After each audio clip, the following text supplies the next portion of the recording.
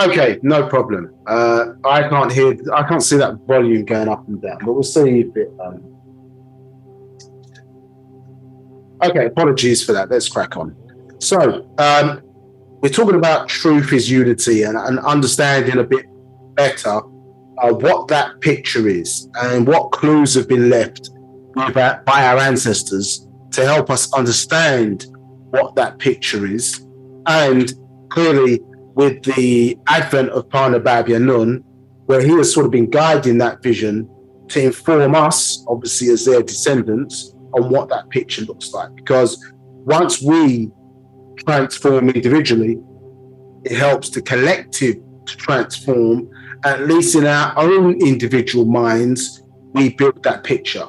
Because us being able to see facts as facts is where that unity comes from. Do you understand? So if in a mathematical context, for example, we accepted the fact that 2 plus 2 is 4, for example, then that's in agreement. We all see it in a similar way, etc. Our perception of the situation contributes to the unity. If you asked a more subjective question, for example, of who is God, you're going to get different types of answers.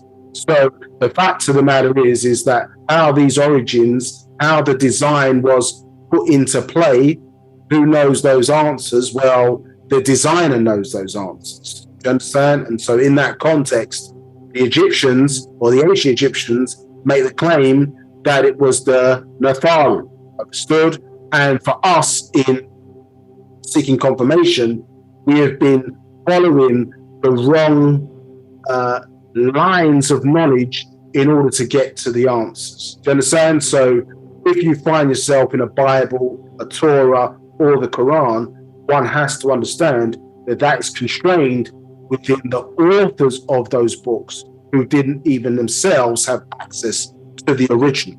Understood? There are no original religious books today in those monotheistic religions. They may say they have the oldest, but they don't have the original.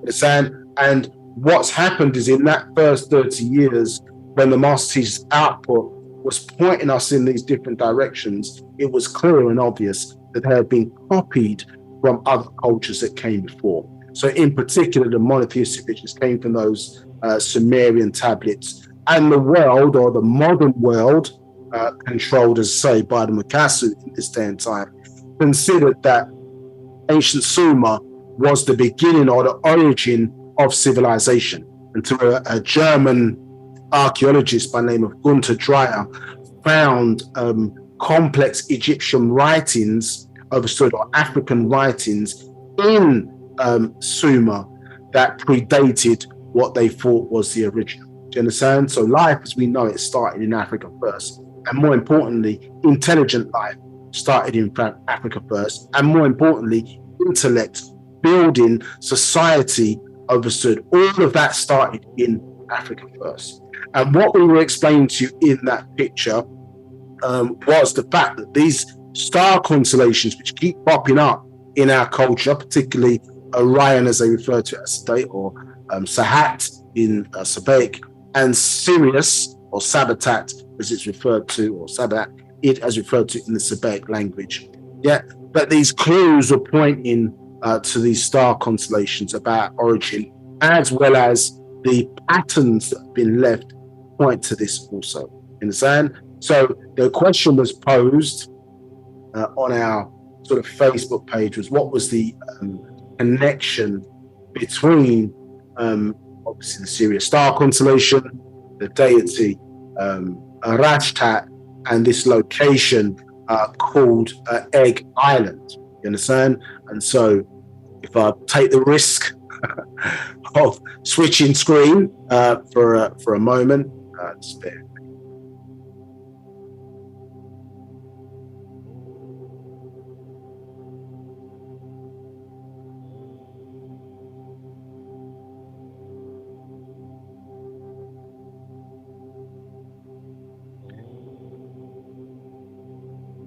Now I'm going to move that. Can you see that page, moderator? Can you just check? I can. Egg Island, is it? I think. That's correct. So we can see here this location, yeah, called Egg Island in what was Antarctica. Yeah, so Antarctica was a fertile continent, or was considered to be a continent today, over 50,000 years ago, before the last ice age. Understand? So you can see the shape of it in that context. Understood? Yeah. So we could just look at it just for a moment there. So, in the context of where it is there, this place called Egg Island. Yeah. So we're zooming out so we can just get a bit of context where it is in the world. Yeah, this Egg Island. Zoom in. Just look at the world a little bit here. Just zoom around. So what we can see here, so we can see Egg Island, and there, if we look, yeah, so here from Egg Island, yeah, and all across here where the germs or the water, excuse me, where our ancestors seeded the waters of this planet in, we lived primarily in this water environment of the oceans, you understand? So the sea there was placed. Egg Island is where we were based. We placed it in the sort of what they classify today as Indian Ocean. And then we've popped up here in the South Africa, you understand, in the Okavango swamp. You understand?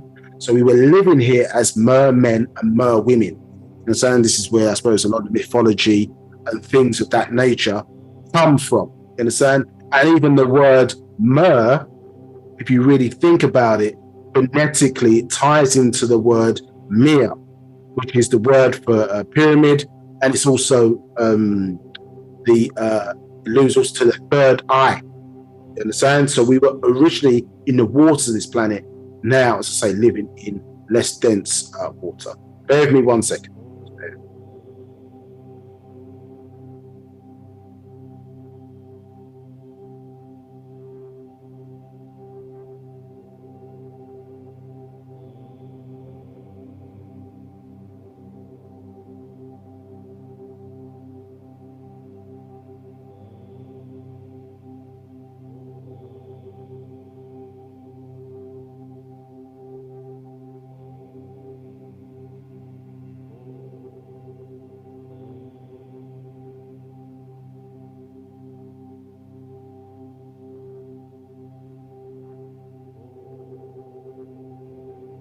So, let's say Egg Island, very important, but Antarctica is where our ancestors, as I say, who the Egyptians referred to as the Nabab, but the proper name for them was Murazak.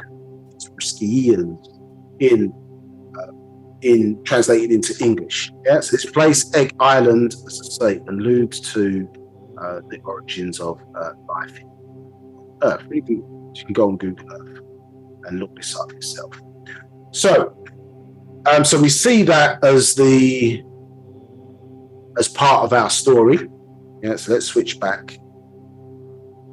So we get this location, Egg Island, and we get an idea that eggs or seeds, you understand, genetics were placed in the waters here to allow a life form to evolve in the waters.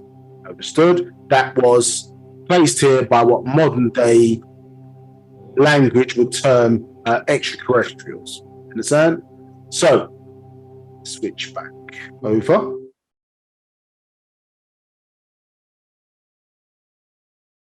Just confirming, all right, Nabab, you can see my screen now. I can see your screen. Dalgan CRSB star map. Right, excellent. Right, so we can see here that in Mali, who are basically descendants of the ancient Egyptians.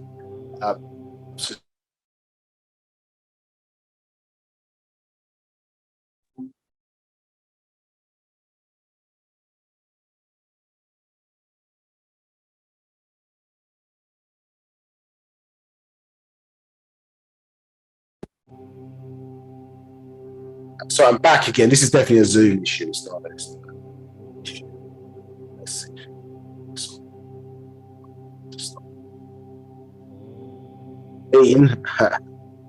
At a time where we can contact Zoom. Can you see my screen? Because it just crashed. I can. I can see your screen. Yeah, how's the sound? I'm not sure yet.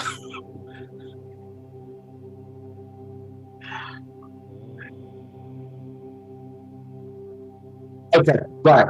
Cracking on then. So basically, we've got Egg Island.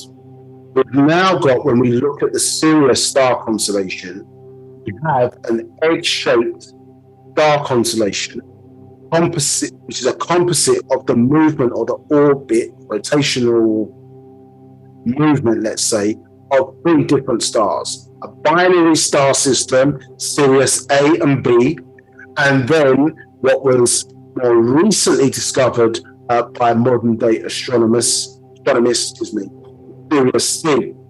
Stood. So we've got a tri-star constellation. Yes? Now in our doctrine, Manfred Rus introduced us to a star map that basically showed the configuration of the 19th galaxy and showed the Sirius star constellation as the bridge between the 18th and the 19th galaxy. So we're in 18. There's a higher galaxy, which in the Muslim degree, they refer to this place as Yaanuwn. Yeah, Yaanuwn tying into the word illusion.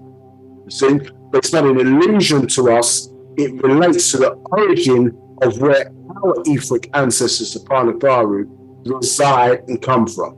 And at the planet Earth itself, the Yaanuwn has a link. All planets have a link to its another or a twin planet stood, and through something called a dimensional shift, our planet, Yaanuwn, is linked to Razak or Rizq, a planet in the 19th galaxy in a tri-solar system. Stood, there are several gateways which open up every 24,000 years through a process. It allows us as a state to return to, or one of the ways they can transport an individual's consciousness into a new body without them physically necessarily having to travel hundreds, if not thousands of millions of light years physically to move their body to that position. Their consciousness can be transferred into another place and placed in another body, and then exist in that place physically, as we would know it to be physically. So, Egg Island, egg shaped, if you look at the kind of constellation there, and then who is that linked to? It's linked to the female, in tones, or the Greeks referred to as Isis, so it's associated with a female. So, where the females hold or produce. They produce eggs. You understand? Which is the origin of human life. Yes, the egg, which ties in, if you think about a lot of our stories, symbolic and actual, the egg is, tying in with our tomb, again, is conscious, or say at the origin of a lot of our stories. So we were tracking movements of these constellations, and the question is, explore data. Part 2 to understand about these pieces of the story and how they fit together. Understood? So what that is showing you is what is referred to as your soul seed, as well as our physical seed, as a race. So how did we arrive here as a race? You've then got, if you think about it, you've got, well, how did the planet and the suns get here? So that's one aspect. And then we've got, well, how did you as an individual get here? And what we need to understand when we're talking about putting the pieces of the jigsaw puzzle back together again is to see those patterns replicate themselves, and how we must have interest and curiosity in those origins, in a sense, or those patterns, excuse me, to see how they replicate itself, because that is how you as an individual are going to get confirmation. Right? Because he wasn't there. He was there, which was here in the origins, but we don't remember. Do you understand? So in order to seek conversation, you have to understand confirmation, excuse me. You have to understand these patterns. Yeah, and so this is where our reasoning skills come into play. So when you look at an individual, for example, human being, you can say, well, okay, they must have had a mother and father, because in order to get to be a human being, you have to have that come together. That's the way the rules are structured. So whether you want to call that, even if it's in a laboratory, there's still those two things interplay. That for a human being, naturally occurring. Understand? So because the rules are the rules, they're not altered. You know what I mean? They govern the environment that we all exist within. So let's start to look now back at, we're going to tackle or look at the link, and then we're going to step back a bit further and look at or understand better environment. Walk you through in part one, I won't go into too much detail, walk you through the jigsaw in the fact that you get to a multiverse, multiverses, universe is just one, understand? And how that, if you take it back, it goes to multiverses, you understand, within the environment, and then all the multiverses within the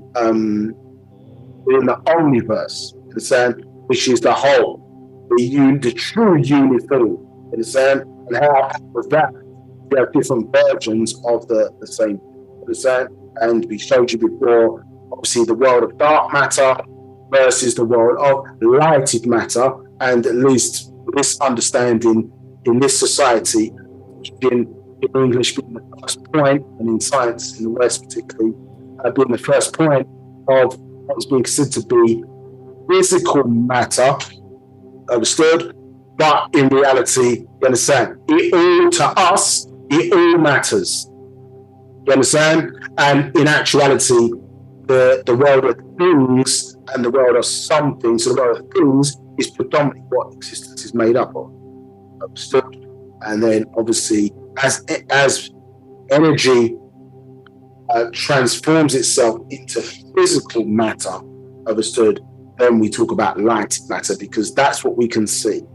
Antimatter, we know it's there, but you understand, it's considered dark because people can't see it. They know it's, you understand? So, but to us, from our level of technology and our ancestors' knowledge being imparted upon us, it's all matter to us. All matters. Yeah? And the three things that make up existence are space, time, and matter. That doesn't start for us at the point of hydrogen. Yeah, it starts with the point of things. Yeah, so no thing that they call nothing, and something is at the point of hydrogen. But you're now learning about the true jigsaw, which is the world of things. Right. Any questions? No questions. Okay.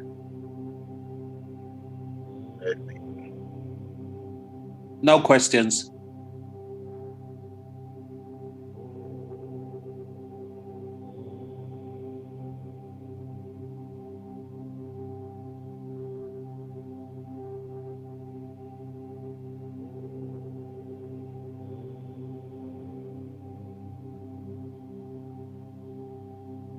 So I think we went through this story,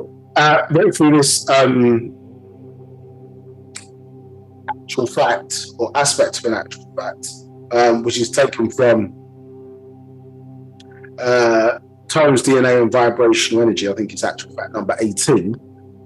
So I went through this story, I think almost 2 years ago, in some detail. Now we're revisiting it. So if you've seen those classes before, now you're looking at it again with a slightly different mind from the proof. What links us from the very origin of things, if you want to use that word, to now, and then we're going to step back further to understand what that link sits within, what makes up existence. Yeah? So let's walk this journey, all here you just see on one page, all interesting enough, on one sentence in the book. Okay, so let's move through.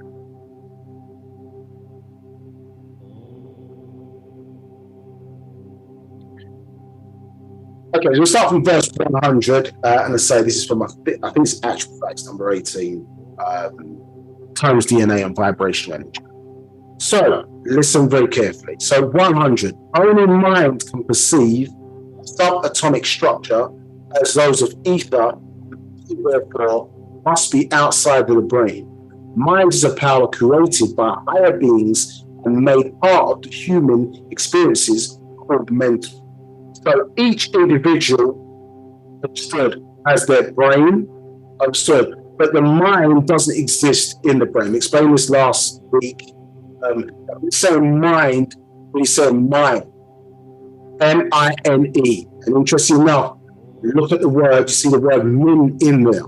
Min, which is one of the depictions of a moon, you understand, and the word that ties into the phallus of a male, you have to understand, is a delivery device.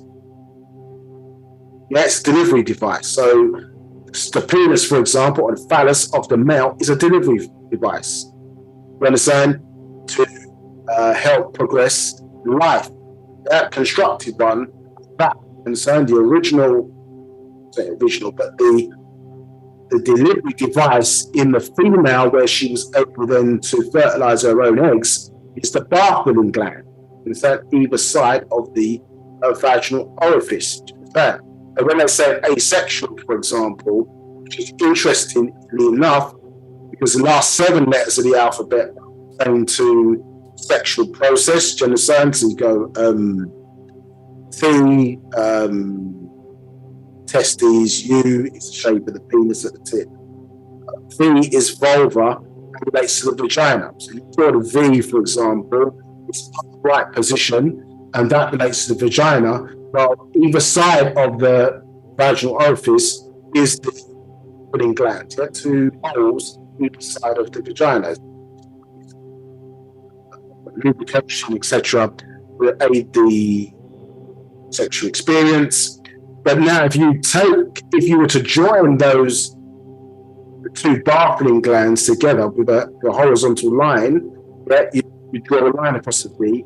Now you flip that, or you inverse it, you get the A, don't you? You get the A. So that's telling you that the asexual is tying back, is really F-sexual, but it ties into the female's ability. Do you understand? So the min of that design would have been the bartholin gland.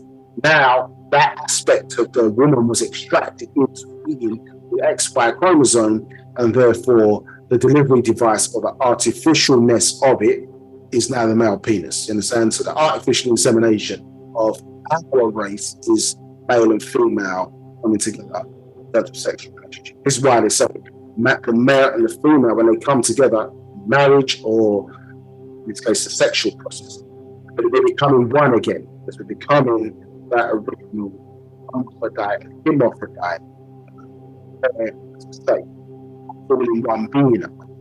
Now it's separated out.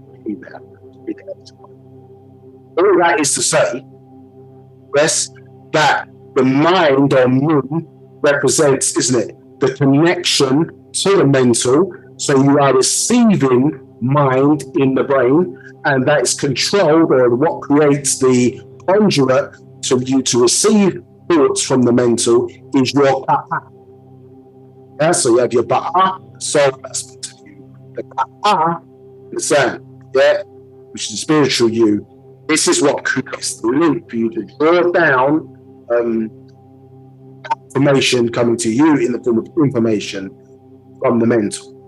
Understand? So what this is saying is, well, okay, you can perceive what we're describing as that what?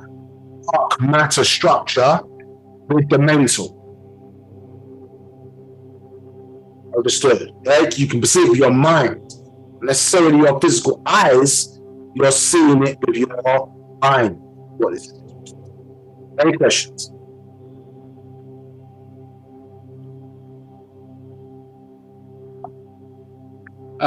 It says, this is from Judith. Can we see the diagram that had an egg, Kalahari, etc.? Oh, this diagram. Is that referred to as this diagram? I'm not sure which one, but it says, can we see the diagram that had egg, Kalahari?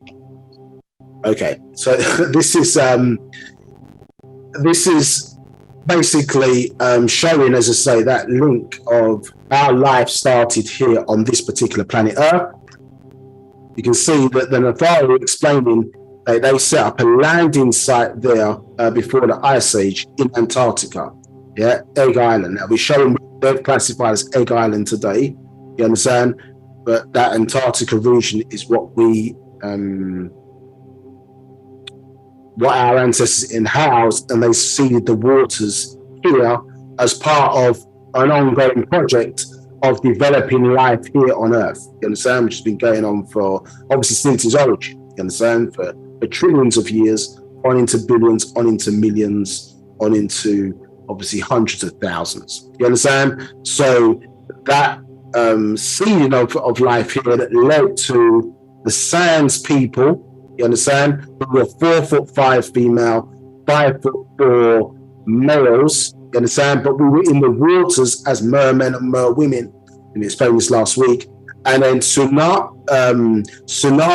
threw us onto land, and the females who had larger lungs than the males were able basically to survive by living in trees. Understood? Yeah, to survive breathing less dense water.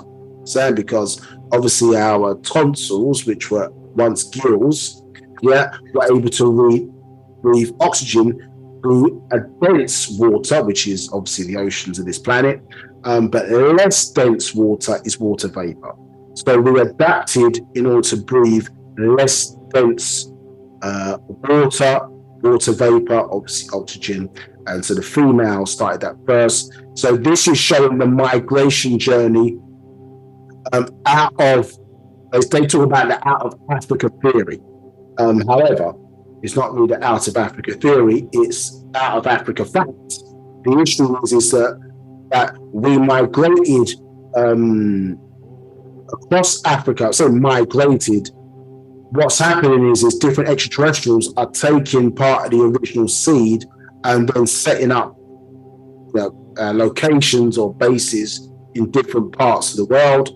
And then as their genes intermix with our race, it's led into different sub-races, etc., as part of that process. Do you understand? So all of it from Sans people, but as I say, we as, for example, as the Kadem Mukmatu or the original ancient Egyptians, you understand, we would be their, you could say, revolutionary, it's described, I think, in Nabab as evolutionary descendants. You understand? So we're not, 4'5" and 5'4" in height. And within that has led to 9 different subspecies of, let's say, us as a race, do you understand, or physical ethers within our race. And this is what this diagram is describing. What we're simply showing is the relationship between Sirius, Egg Island, you understand, and then now you've got the egg in Arashta as the female. Yeah. Does that answer your question or your query?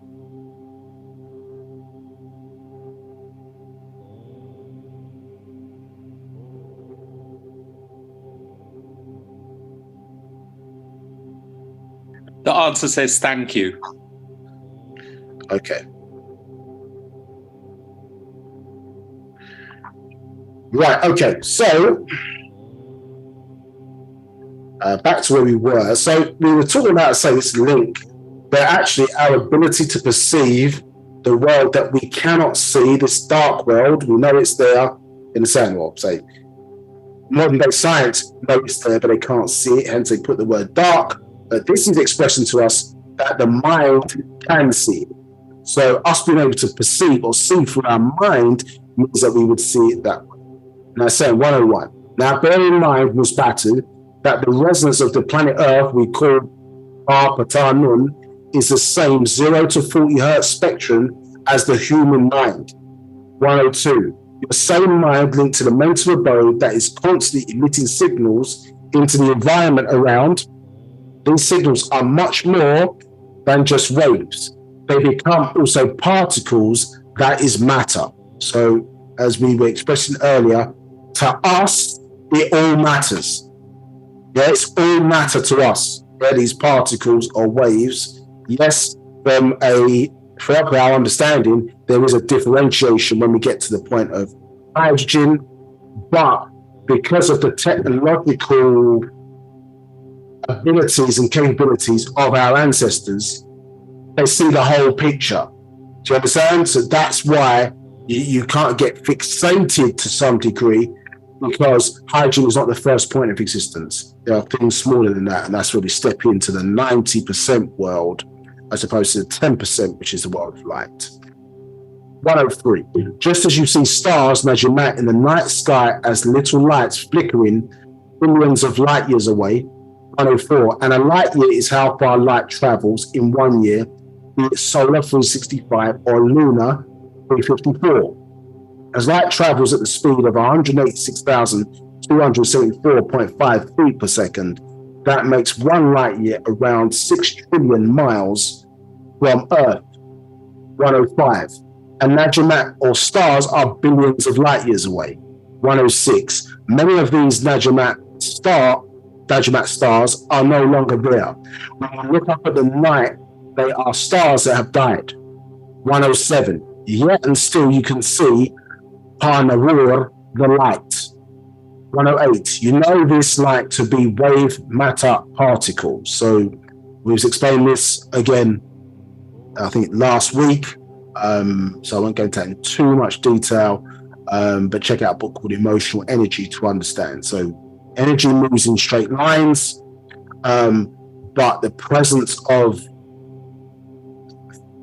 dark matter obviously causes it to move in waves. You understand? So these are particles moving in darkness at a particular speed, in this context, the speed of light, and therefore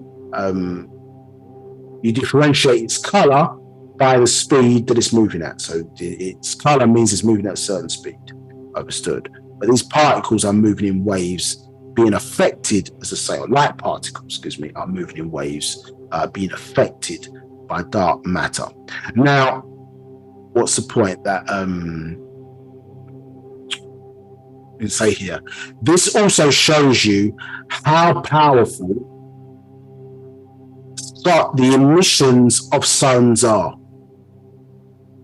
Do you understand? Yeah. So, and different types of light. So if you were to shine a torch, for example, from your house, you understand, using a plane up above, people on the plane are not likely to see the torch, but they can see certain types of other lights if you're on a plane, isn't it? Street lighting and things of that nature. So this is showing you that you're talking about particles that are moving from one location to another. They're not contained, for example, in your light bulb or your light source. They're traveling. You understand? And so those emissions are going to be constant.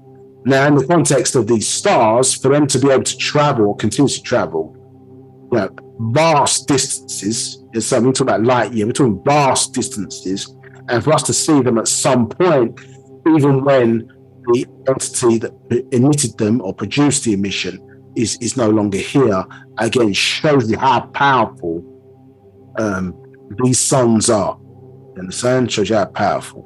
I think in previous classes we've gone through, there's a or you can think out the class on YouTube, as the world turns, you understand, or as the earth turns. I think it's all something like that. one of our YouTube channels, and it goes into type of emissions that our sun produced, which goes far beyond, as I said, our solar system, which is about 11 billion miles wide. Now, 109. You also see, by seeing a light now that has died years ago, yet continued life of that Najum star that you see. 110. You yourself are part of the laws of Chaos, Isfut, and Order Ma'at. There's no difference from those stars made up of the exact same atoms, cells, elements of light, life, and energy. This is the point we're making, these patterns. 111. You are putting out signals which will continue as wave matter particles even after you have died. Each of you have your own zero-time reference of existence, unique to each one, as each Humanu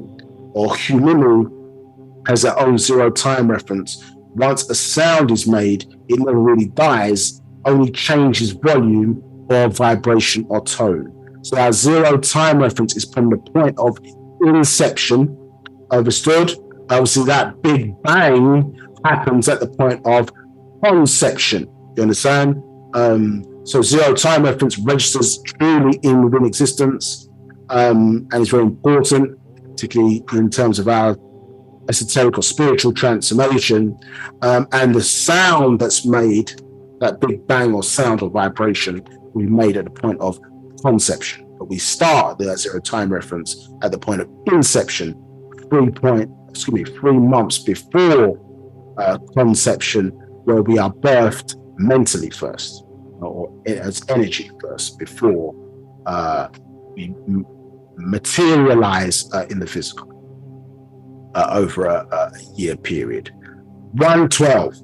All of creation of life is life waves that pass down in vibration to the Khemenu of the rats underwater, soundless, to the Sabvetu Enneads come out onto land. So we were explaining to you, when you look at how we've recorded certain stories, you understand, or events in our culture using symbolism, yes, to keep the knowledge away from the fool, you can see these stages. So in the waters first, as Ogdorad, 8 sets, 8 beings, 4 sets, male and female, understood? And we've gone through various different, what they describe as genetic shifts.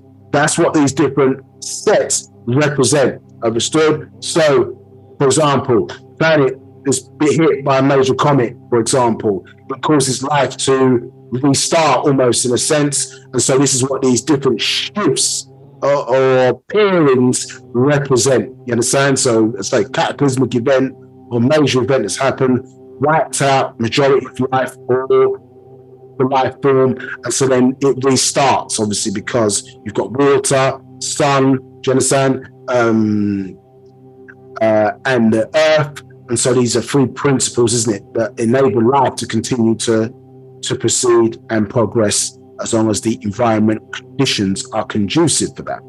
Yes. So, and then as we've evoluted out, so also Ogdorads is represented by the number 8, even though it has a 9th part to it, which is atom.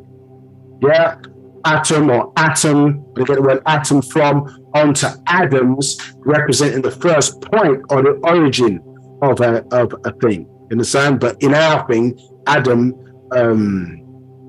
is not biblical Adam. Do you understand? It's dealing with earthling to some degree. So we've gone from water onto land, which in, you say, Khemenu to Sabvetu, or Ogdorads onto Enneads. These are Greek terms if you don't understand where they're coming from. So when Enneads is represented by 9 different beings, understood? And so you see 9 months birth, yes, the tail of the sperm, if it's cut and it's looked at under an electron microscope, you can go and look these things up and look at the side profile of it. You see 9 different, what they refer to as centrioles, you understand, or tubes that basically take the bacteria and verse it into one form, yeah, called a universe. So we recorded that as, 9 different deities, understood, and we look at those deities again. They're all dressed the same male and female deities within the 9, all dressed the same, which then ties into the governance structure you see governing us here within this universe, do you understand? By way of the 9, which Ptah is the head of. And hence we acknowledge him in many different mantras, do you understand? And you see, if you go back to some of those older books, who Ptah works with, who what creative force of real, the design, or the name of the design, the mental design within the mind of all, this particular aspect of existence is referred to as Hu, H-U. 113. Now to begin, listen what it's saying now. Now to begin, it goes back 9 billion years to another abode called Sabatat, Sirius star systems. It had 3 major suns: Sirius A, Sirius B, and Sirius C. On the last, Sirius C, that abode, beings had reached such heights that they did not need their vast technologies. Most of those beings were past the need of rebirth, and others of them were already transformed into Ethereans, moved on to the mental abode. So we can see here in the 1 star constellation, we've got similar beings. Do you understand?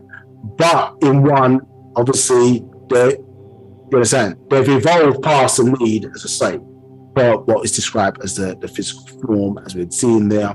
And there are different states or levels of development or transformation, you understand, to become one with the mental, which, as I say, links to the soul. 114. The necessity for a physical form or body on any vibrational level was below their needs. No need of a physical instrument to play the tone or sound of their music. The body was obsolete. So the tone or sound is our ability to express themselves, do you understand? Or the sound of life. You understand? It didn't need a body to maintain or to express that. 115. Because of the ability of the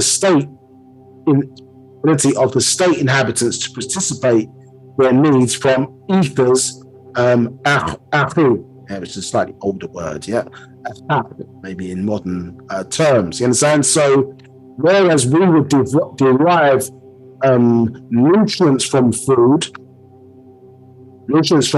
sources, so we're here on the physical plane, for example, but nutrition or the energy derived from food is derived from the plane of force. Still, maybe you go up then spiritual plane, mental plane, so on and so forth. But the plane of force intertwined with the physical plane is where you get nutrition from, and sound from your food sources. So this is explaining where they wasn't even deriving it from that. They're deriving it from ether. Ether, and you've got different types of ether within the environment, which is basically provides a conduit for energy or different types of energy to travel in the environment. So in order for thoughts to move from one location to another, you understand, you need mental ether. You understand? Heat and light, for example, electricity, I think it's referred to as ultra gaseous matter, ether, you understand? But if you read natural ether energy, there's different names. So ether, they separate it out now. Do you understand? So you've got different types of ether that allows energy to move. You understand? Same way, like I say, you're on here on the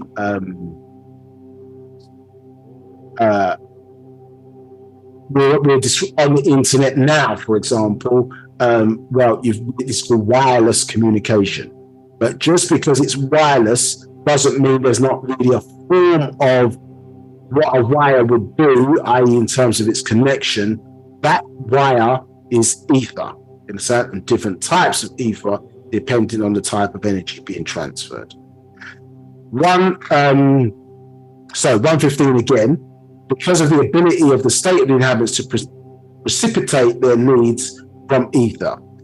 116.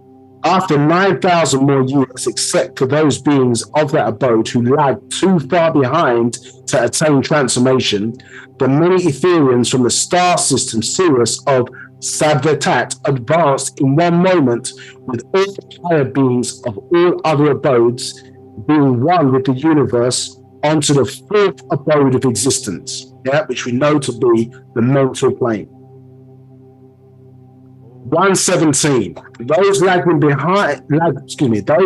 beings who had to remain behind were deprived of every iota of higher levels, or becoming Natharu because of their attachment to the physical things of their world, just as those here on Parpatan, the planet Earth, will also be left behind because of their physical attachments to their bodies, lust, material things, greed, food, and pleasures.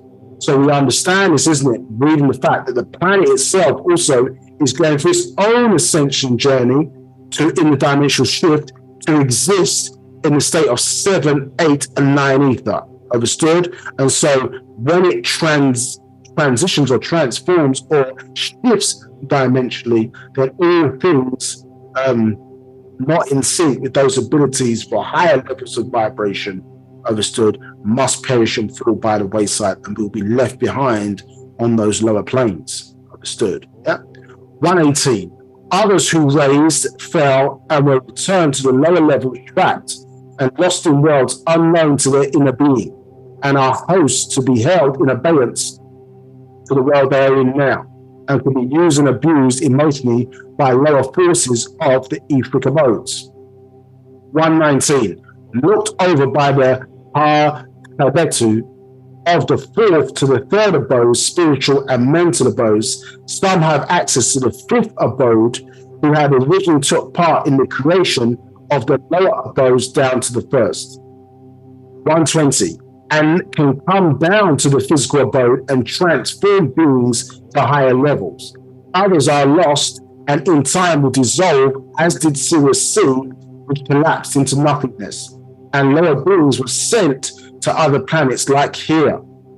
Yeah, so this is showing us the origins of who we are, and also informing of beings like Nabab Yaanuwn, understood, who, as say, have taken on or been given that task to assist those trapped in these lower levels, to make it back, or a pathway created to enable them to make it back to these higher levels of transformation, i.e. the mental abode, i.e.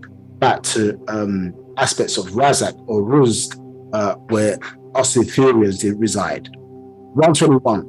Then Natharu moved up to the fourth and fifth celestial abodes, and they disintegrated Sirius C star system, about which many planets had revolved.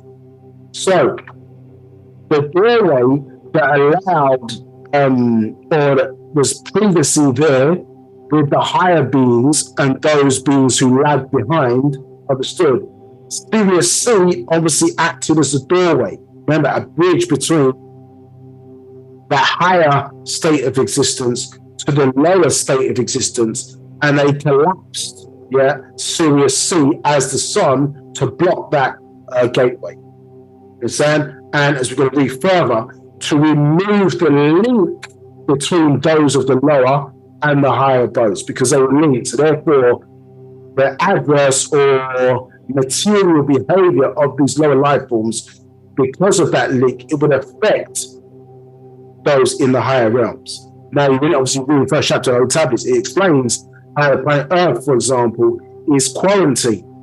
But that's showing you that the link, i.e. by way of us, as the Nagaru, as a children of the Nagaru, is still there, you understand? But there are firewalls in place, or protections in place, that stop our adverse mentality or the mental powers that we have being enacted, as I say, in a way that could damage, could cause catastrophic damage to other worlds, etc., based on how powerful we are. You understand? So if anything that you thought, for example, was able to instantaneously, manifest, or even manifest itself. Have we really got the type of discipline and control that would come with that power? The same thing about getting an argument with somebody, and because you're watching some movie or whatever the case may be, you think about taking the person out because you're angry, or listen to certain music that gives birth to that type of thinking. What if then that, you understand, was enacted based on just the fact of your imagination? Do you understand? You would basically be killing people or taking people out, unintentionally. You could describe it as just simply because the power of your thoughts are able to manifest itself instantaneously. So certain controls are in place, and it's important for Sabians to understand this, and more importantly, Black people to understand this, is that we are already an interconnected network. We're already that, you understand, by way of design. So you have to think, what are you taking as an individual the time to discipline yourself to think about what am I bringing onto the network? This is why one of those maxims of Nabab Yaanuwn said, if you won't drink poison, then don't listen to fools. We use our powers oftentimes to carry around gossip into the network. But we wouldn't do that, for example. You wouldn't, if you met somebody on the street, for example, and they gave you, I don't know,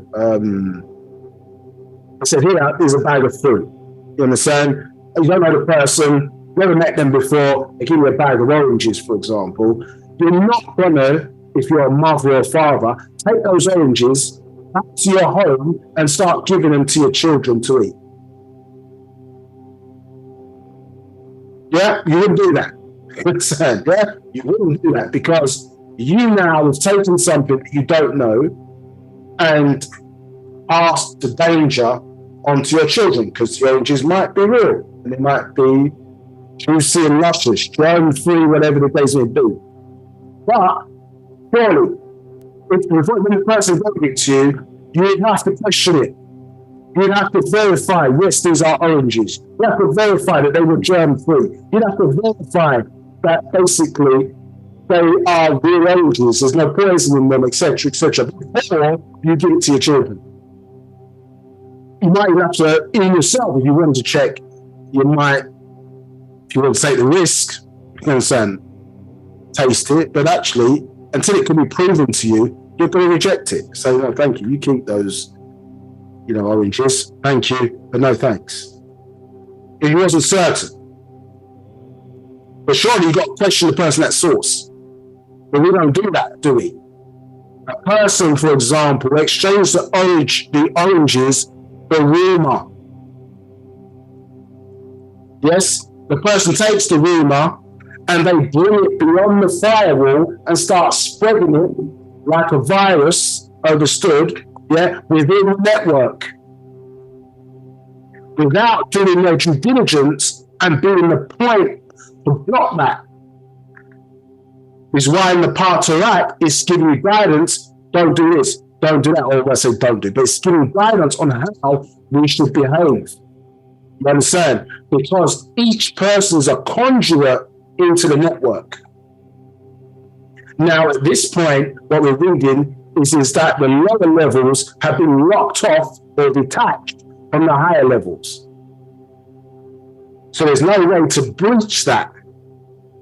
Understood? But we are being told as individuals, clean yourself up, outside in, inside out. You understand? Read this doctrine, learn language, you understand, which blocks out lower frequencies. You understand? And if each of us can get to a point where we're strong enough to do that, we would keep out, you understand, almost all of those kind of six-figure forces, if collectively we were vibrating on the right levels. Now, part of the journey towards achieving that is obviously us being in the right environment, because we know that 24% of our DNA is in a constant transient state and reacting to the environment around us. So in order for it to make it easy for us to maintain this discipline, we all need to be living in environments that are conducive to our ascension journey.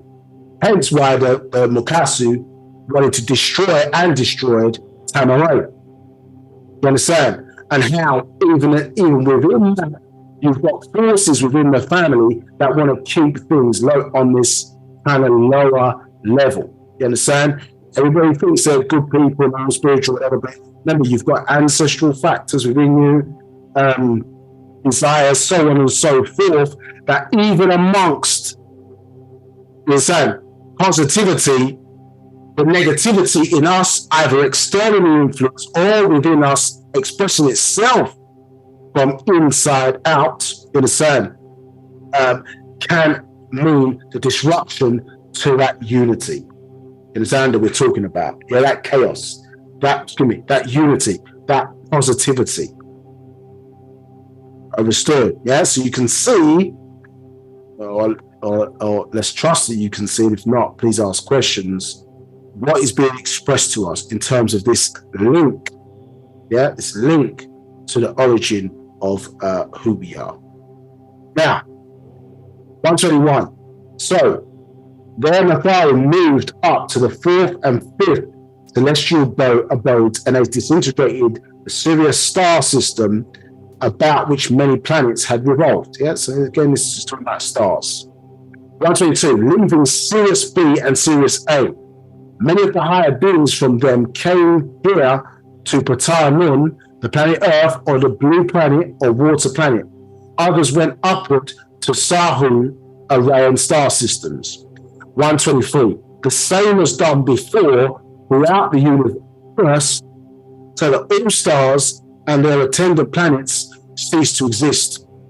Time, because it is a function of matter on the physical abode, came to an end, while others are being born. Understand? So here it's talking about, again, birth and death, origins of universes and solar systems, so on and so forth, other suns being born, which, although we know time is, if you think about it, once a sun is born and you start to get planets revolving around it, time in terms of us being able to record it in a certain way will also start from that point. So, for example, us using things like years, months, days, understood, is a direct result of our solar system being born. So when we go through the solar system, then we're saying what somebody else now has to configure what a day is.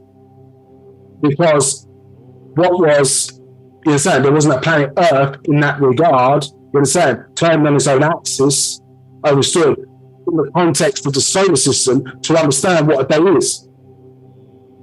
So when somebody says, oh, well, that was X billion years ago, or that was 76 trillion years ago, well, part of the calculation can be when our solar system was here, but then when our solar system wasn't here, there's got to be quite a complex calculation done to understand, well, what time period are they referencing, or how are they calculating time in the solar system? Because a day doesn't mean anything in the context of when the solar system is not here, but our understanding.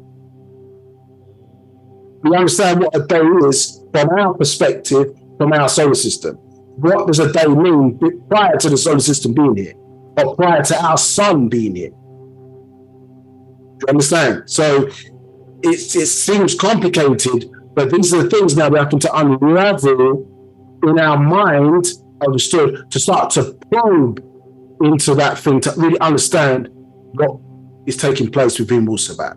You understand? So here, time is a function of matter. So in this context, yes, how we're calculating it starts with birth of our solar system in that context from our perspective. And then when the solar system ends, when the sun goes supernova, you understand, time, how we calculate time would have to change in that context. So the same way like in the solar system now. a first, second, an hour, so on and so forth, means one thing on Earth. It means something completely different if he was on Mars. A year is different. A day is different. A month would be different if you're using those same points of calculation to calculate the expression of time, you understand, in that regard. 124, again, all things vibrate. Any questions? Yes. There's a question from Judith, and the question is, so our last form was in Sirius C? And then she goes on to clarify, last form of existence, I mean. Well, another aspect of us, yes. Another aspect of us, yes, that would be right. Not to say last, I wouldn't use that word because it's not used, but I understand what you're saying. Prior, you understand? But the question is how many priors? It could be many, many priors. This is talking about the origin, understand, of us. So going through many different changes, whether it's the exact one preceding this one, it doesn't say that. So I would say no. We've had many iterations of us being born in that regard, do you understand? But all from the same source or world of things, do you understand? But whether it's the one that preceded this one, this doesn't say that. It just talks about the origin of this. Understand? So a form of existence for us, yes, understand, that we are linked to. Any other questions? Yes, we have another question from Judith. So is it that time again to transform? Yes, because the planet is going through that ascension stage. If you think about it, it's the fourth of the 24,000 year cycle. So when you calculate 4 times 24, we get 96, correct? So the 9 and the 6 are clashing in the large cycle. So basically, the 9 represents mental, the 6 represents the physical, and so we are transforming to become more mental than physical. You understand? So what we were reading about there is beings who were physical, no longer needing that to survive or to communicate the message of life. And so therefore they transform to the mental abode. So that time for us in this iteration of ourselves as the Nagaru race understood, it is our time to transform.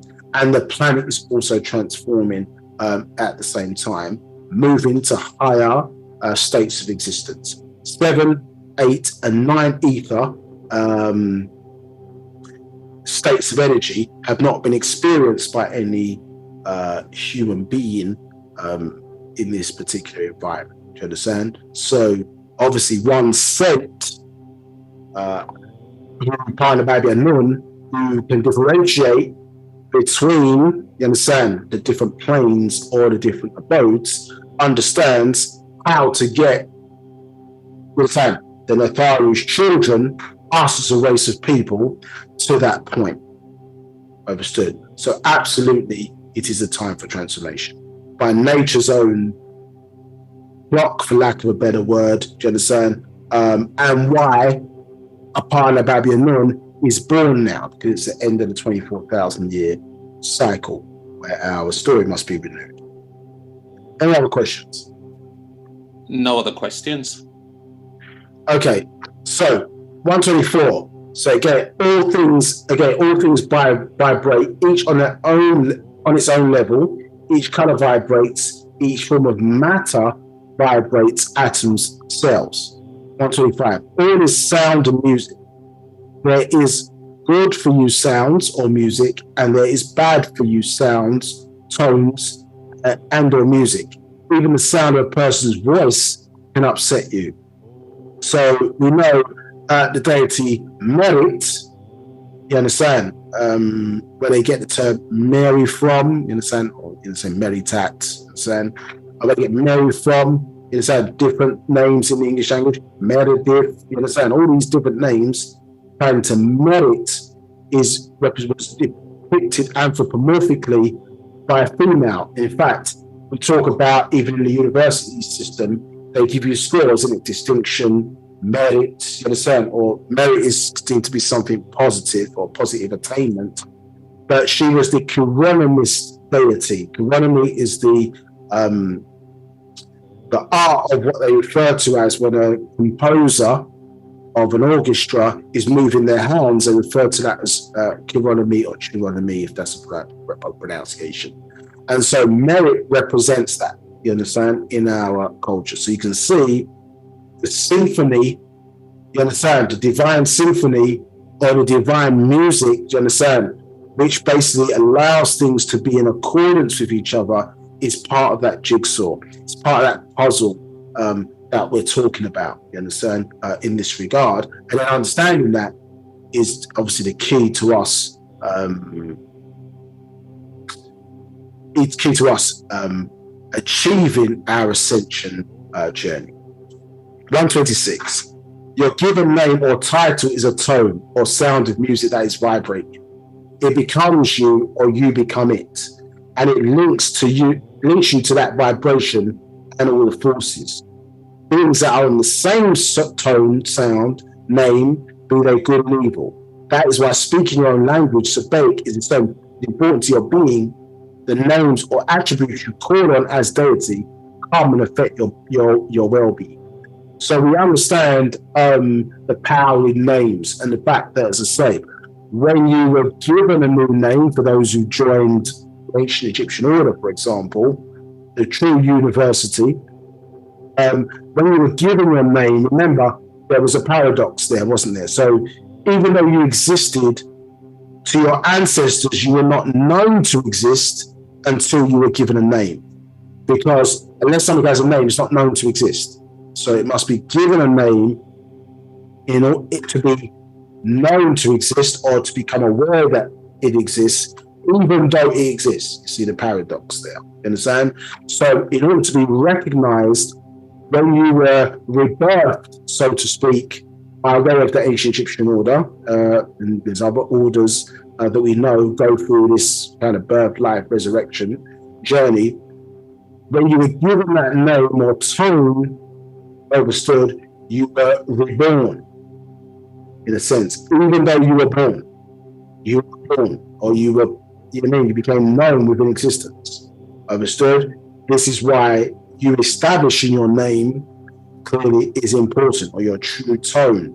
Now, interestingly enough, most people don't appreciate maybe the miracle, if you want to use that word loosely, you understand, of the fact that most Sabians have never met another Sabian with exactly the same name or configuration of attributes that they have.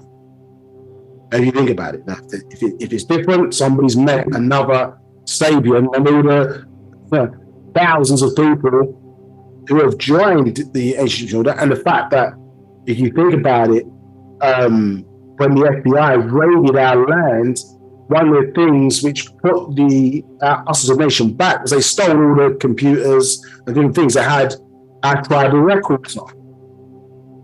So how is it now that if you joined, the records were stolen or taken, that two Sabians haven't ended up with exactly the same name? Think about that. Yeah, how have they not ended up with the same name? Now you've got many Yaanuws, you've got many different people with the same attributes, but the same configuration they do not have. Interesting to think how that was achieved. They're given that the database was stolen or something. You understand? So just something to think about. You understand? You are, so in that regard, the name is important, and you understand that you had your big name and your little name. So your big name, little name is what everybody knew you by.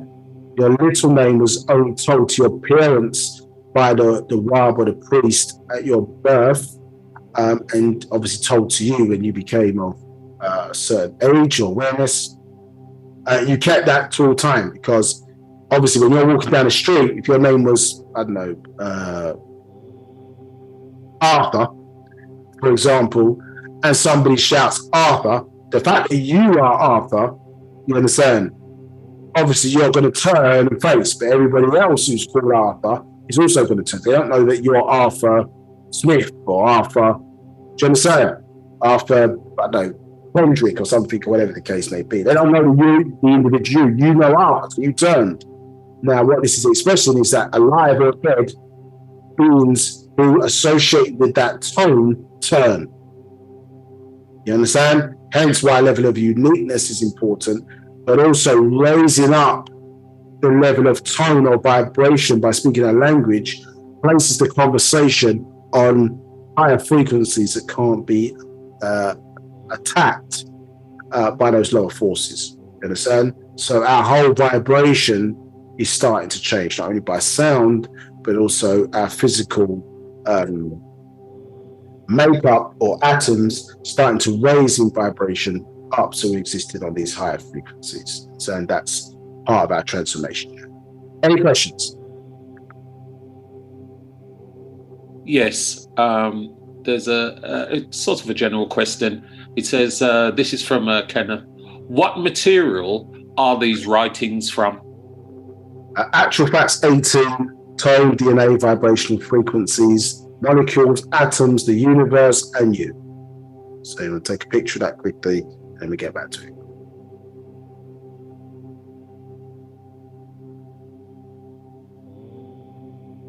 Okay.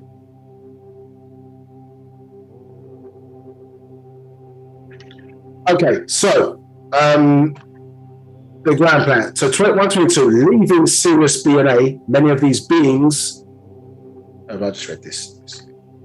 Yeah, so 126. So you are given a name or title, is a tone or sound of music that is vibrating. It becomes you, and you become it. And links you to the vibration and all the forces, beings that are on that same tone, sound, name, be they good or evil. This is why speaking your own language to bake is so important to your being, the names or attributes you call on as deity to come and affect your well-being. So calling upon forces that are not aligned to your culture can bring not only leads to idol worship, i.e. IDLE.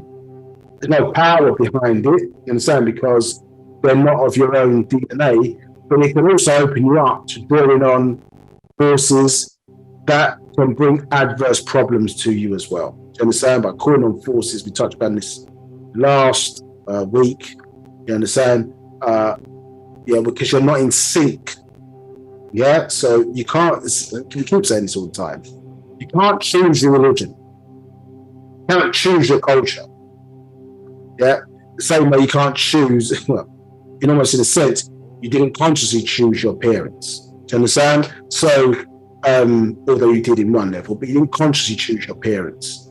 So your design of who is linked to, you understand, when you are born, you're linked to a certain vibration within the racial register, so to speak. In order for you to grow and develop, you must do things that are in alignment with those frequencies. Hence why you are built a culture for you. It's called Wu-Sabat. Relates to you as Nabab. You understand? And then it's tailored, as we expressed earlier, or the message of it is then tailored to variations or changes in the genes going forward. Hence why the Natharu, birth one amongst us to learn us, then they can design or tailor the message accordingly. You understand? The word doctor, obviously from the Latin word docere, it means teach. You understand? But obviously we associate a doctor oftentimes with healing. And so being healed by way of the information that's being taught to us, coming to us by way of information.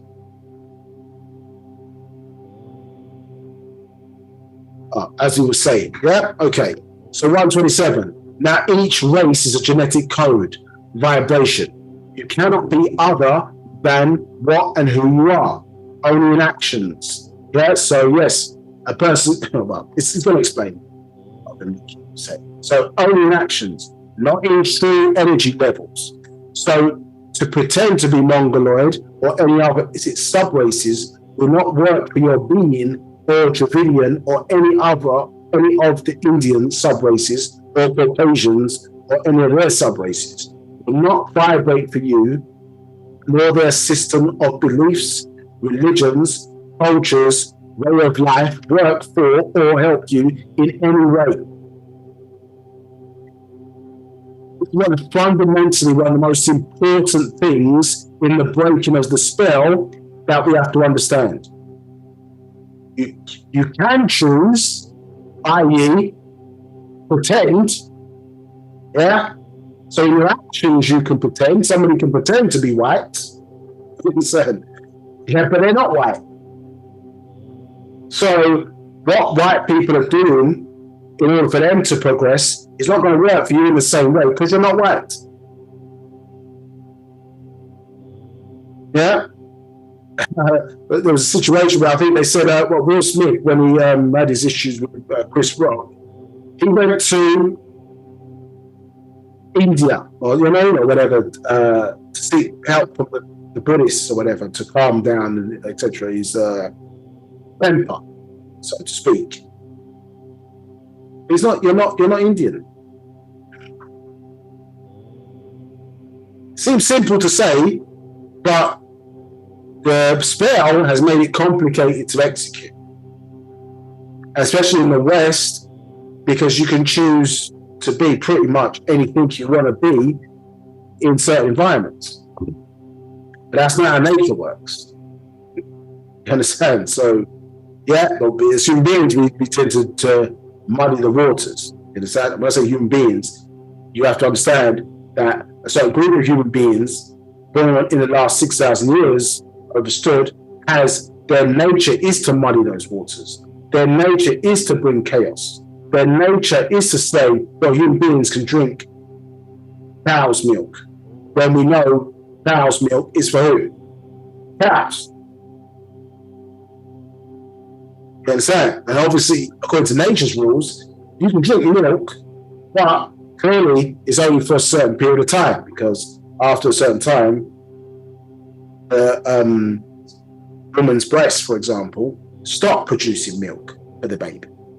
So milk is temporary. Now, obviously, we have different versions of it, rice milk and almond milk, etc., etc. We got all these different types of milk, which is basically food. You understand? It's not really anything that's not water is food. You understand? So, but obviously, milk is for a certain period of time, isn't it, according to nature. So we have to understand. So the point is that people introducing these things to us are going against nature or going against the natural plan of things for their own purposes. Do you understand? And so this is why most definitely one has to be aligned with their own stuff, because certain things may, for example, because they've got cow in them, yeah, when they're extraterrestrials created them, that may benefit them, but it's adverse for you because you're not of the same origin. You don't have monkey in us. You understand? We don't have these things that weren't part of our origin story. Now they are part of other human beings' origin story. You understand? Or story, or not origin story. Events that have led to them growing into what they are today. You understand? But we don't have monkey in us originally.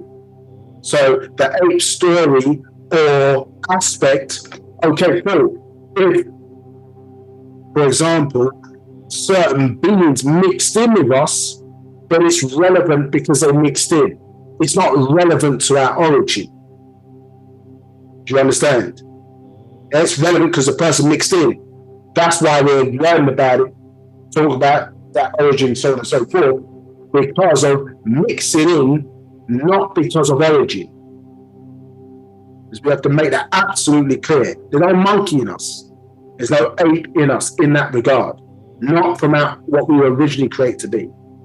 It may be the result of certain actions and behaviors that have taken place that have affected our race, but it's not our origin. We came from the waters of this planet. You understand? Not monkey. Is that in that regard? Understood. So at 128, and we'll explore that further in other parts of that. Go too far down that road at the moment. Now, 128. The adverse forces of all others is not for you and will kill your energy. 6 of your beings are adverse to 9 of the beings, or you Negroids. 129. They ascended up into this material or physical world by tones, sound, music, names, titles, and they're linked to sound. So, for time, I'm probably not going to draw it because it's going to be thick. But remember, when they draw the smack circle, yeah, let's see if I can draw. Spare me 1 second. Here, I don't. Now, let's see.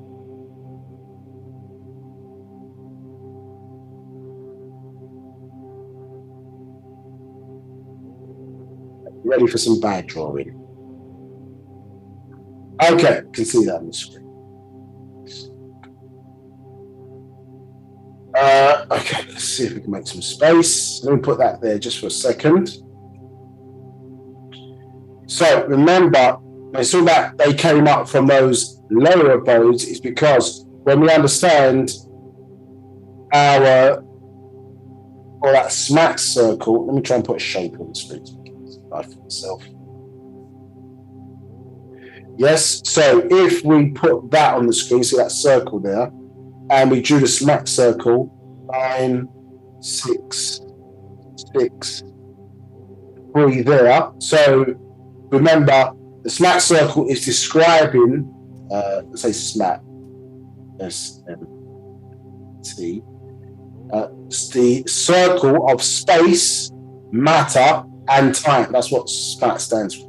Space, matter, and time. Yeah, so it's describing how existence, for lack of a better word, revolves and evolves.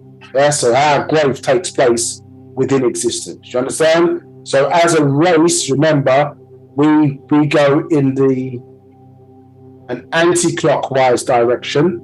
That's why it's called revolution. And lower forms like the Caucasian to us and lower, not from a racist point of view, but lower in terms of vibrational energy rate, they go in the other direction. This is why they just talk about evolution, understand? Because it relates to the direction around the smack circle, understood? But when we talk about lower forces coming up to become material, well, it's because, let's just move, oops, and just move this up a bit. Yeah, it's because when you move up, let's move down. On here now, yeah, on this part of the circle, if we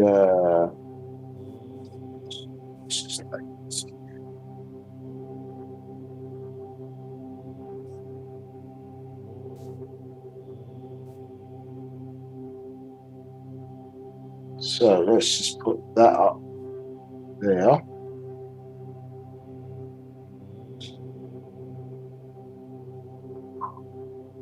That's very much.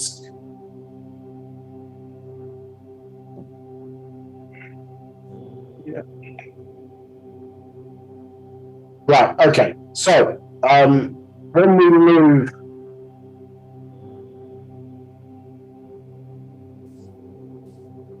the lower part of the circle,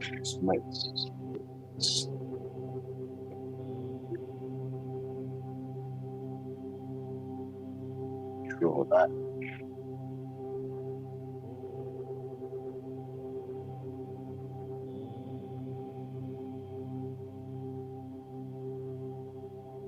Now, so we move to the lower part of the circle. So another circle there just for our benefit.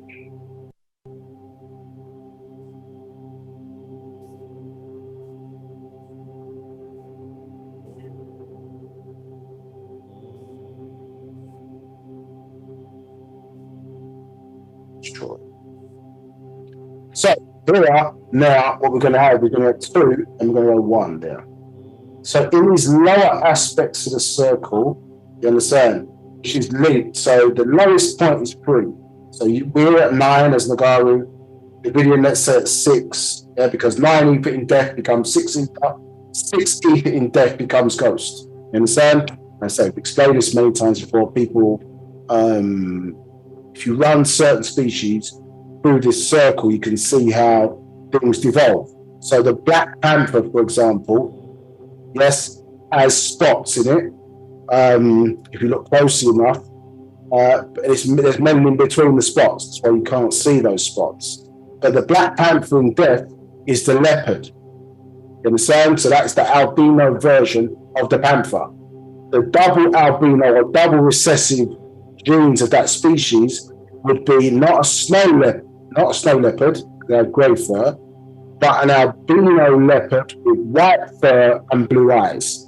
You understand? That would be the lowest evolved aspect of that species. You understand?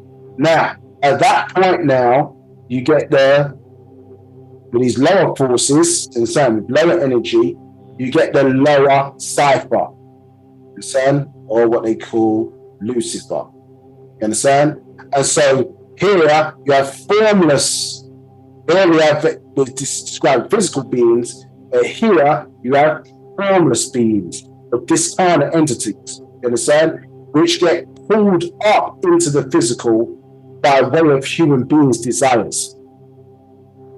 Yeah? So the creation of desire, yeah, which is outside of need, yeah, so desire is outside need. So you hear that once a person's needs are satisfied, because there's no more desire.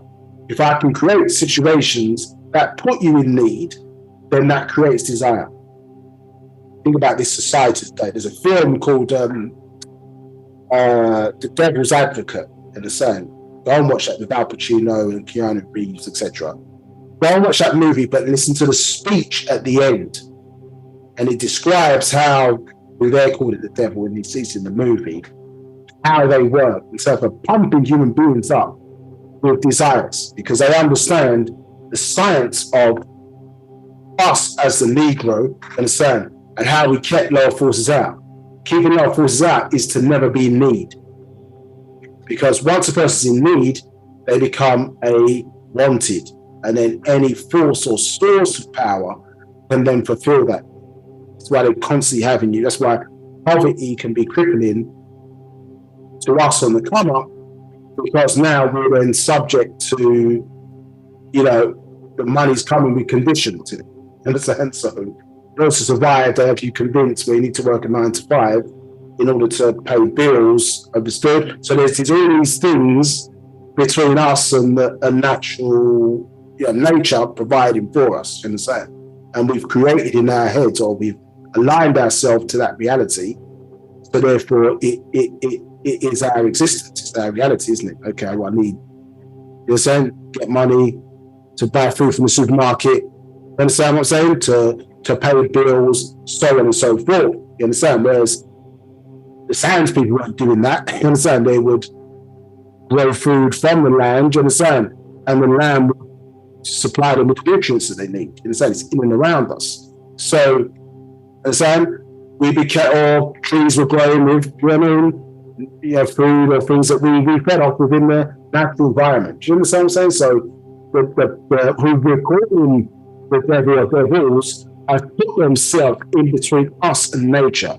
So we're living unnaturally. You understand? So, but we have to be cognizant as we're now walking back through those stages and developing, you understand, that protective firewall that we're talking about, conscious that our own mental behavior, you understand, can bring lower entity forces up into the physical world. You understand? If we had the ability to do so, we would even take them into higher planes of existence by way of our negative thinking.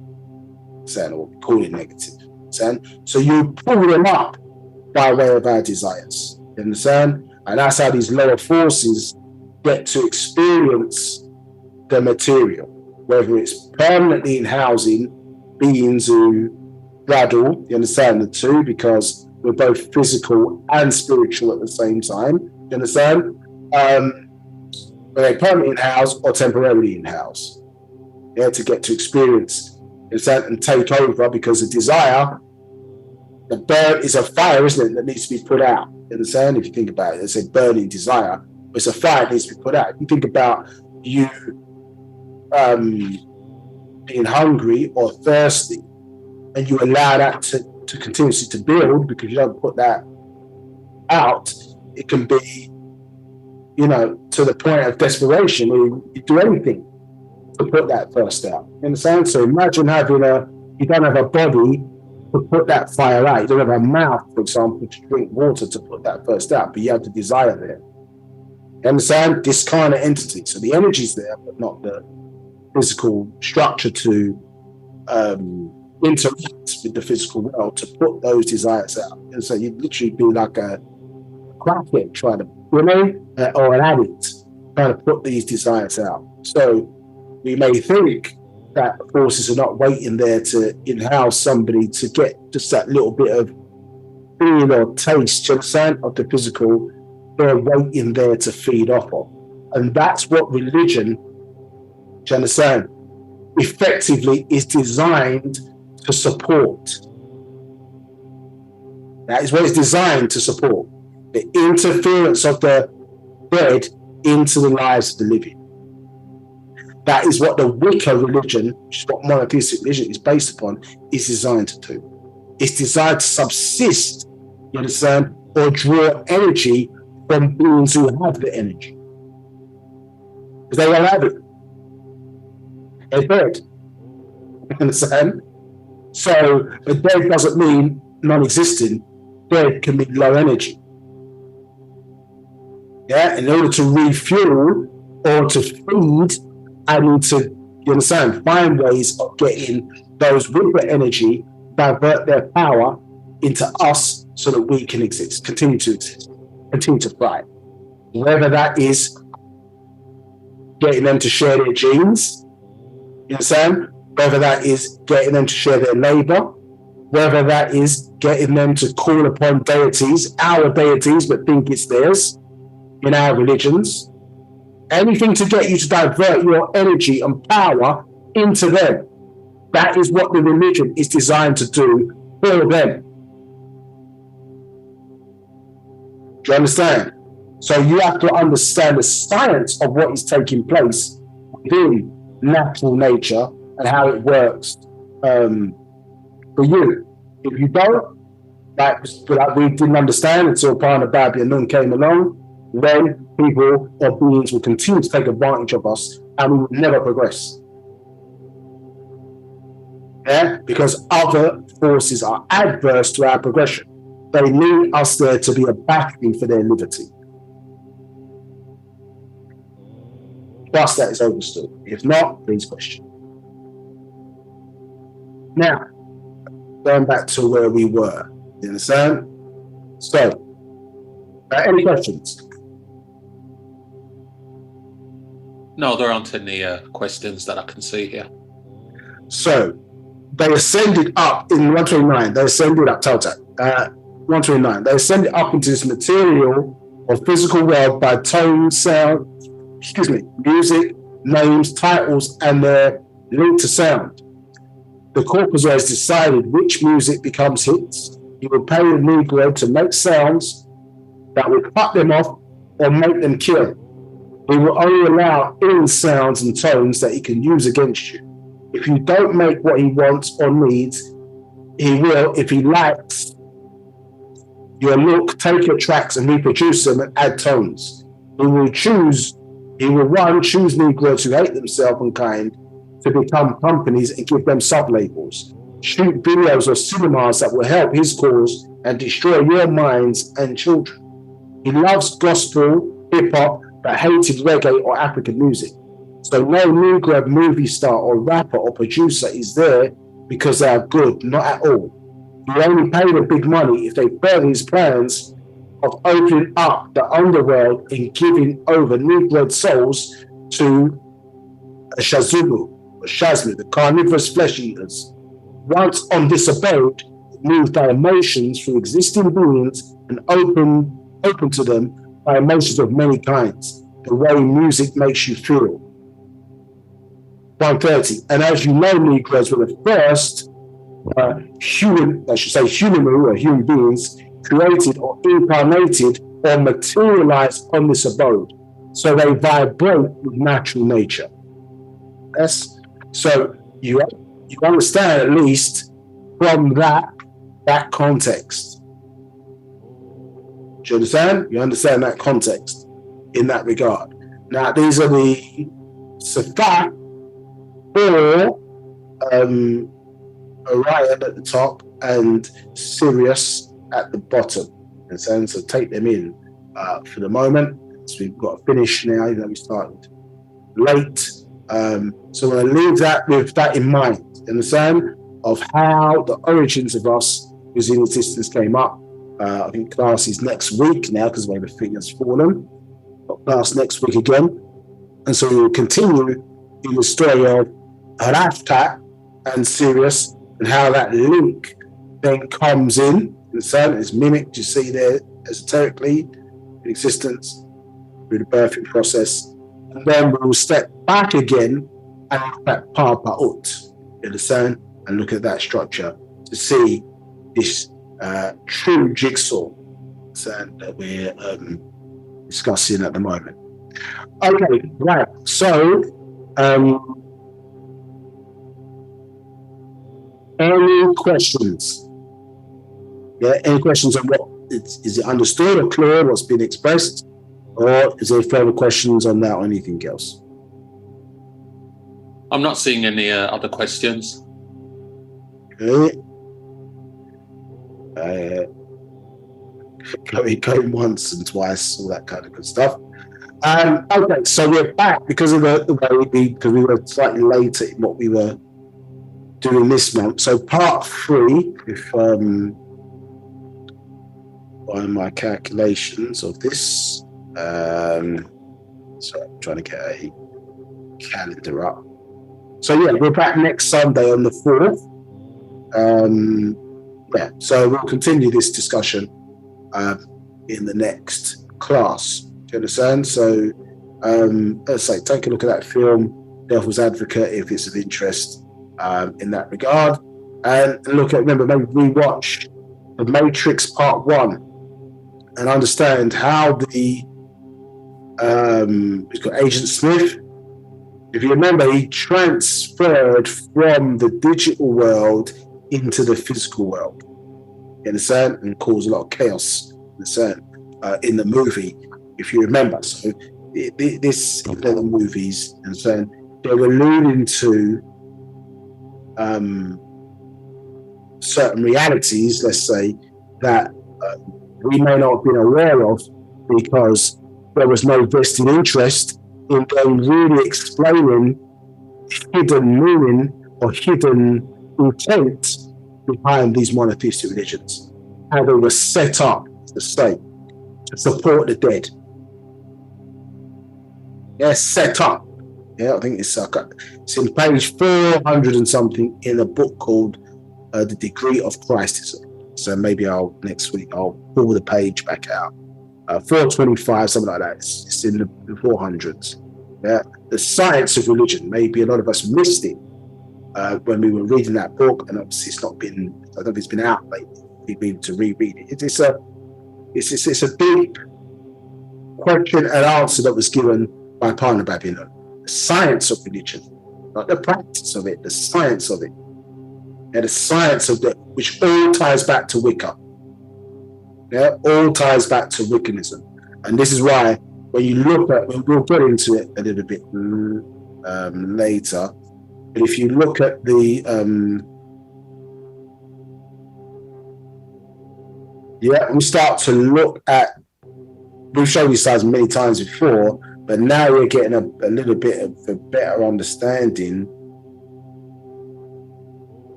of what was being expressed. You see what I'm saying? Because Wicca and Druidism preceded monotheism. Do you understand? When you look at that list there, it preceded it. So the hallmarks of that for those people have then been in these, but they're watered down. Do you understand? They're watered down. So that's why it might appear obvious in a movie when somebody shows the number 666, everybody gets hyped because that looks like, that's the demon devil worship, they're this and that, you understand? Or inverted cross or something of that nature. Those are the extremes. You understand? But I'm not saying you mustn't pay attention to extremes. You got to pay attention to the subtleties because according to them, the devil was the most subtle thing in the field. We know it means something different, but according to them, he was the most subtle insan of the beasts in the field. So it's the subtlety that you need to be paying attention to. Do you understand? We get mad at the crack dealer, do you understand? But we don't get mad at the white sugar is the thing that we're all addicted to that's killing everything. You understand? So sometimes it's the subtleties and the extremes that we have to pay attention to both. Do you understand? I remember we showed you how this Wicca and has been merged in. Yeah, because that's the real science in Wicca. You have to study Wicca. Then you understand that science of utilizing the living to, subsist dead and dead forces. Do you understand? They know what they're doing. You understand? Or, as we talked about, this is supposed to be fake, correct? But human beings' minds have made it real. Desire created makes it real. Yeah? Where Santa Claus, this is real in the minds of human beings. It's got movies, it's got a whole load of things attached to it, and a whole load of actions take place in the physical that support that illusion. Now, can beings ride that along that wave, mental wave, by way of sound and house the physical world? Yes. But it's being expressed there. You understand? And that is why in the Wicca religion, yes, the holidays marry up with the Christian holidays. I'm sure there's other ones that match up with other aspects of those monotheistic religions. Because you don't know the true origin of those rituals or religions until you get in behind some of the higher or secret societies, as they might call it, but aspects of those religions. They'll find those purposes in the basic practices or basic traditional expressions. That's why you have to go, as ontologists, you have to go to the root. How was it founded? Who founded it? What was their mindset? Who were they? So on and so forth. To know whether it's good for you or positive for you or negative for you, designed to work against you. And this is what was exposed by the various aspects of Pa Nabab Yaanuwn breaking the spell for us as Nagaru. Yeah. So on that note, if there's no other questions, we'll close out for today and we'll see you next week. We'll work to resolve any technicals so we can have a smoother experience. So appreciate your patience today, but you can understand the importance of the message that we needed to get out to your minds, because they don't want this stuff out, understand, this breaking down of the whole system, you understand, as well as us teaching about our origins and our system, you understand? And this is what it's all about. So everybody stay safe, look out for each other, take and give care, and we'll see you next week, same time from 1 o'clock. Okay, take care all. I'll see you soon.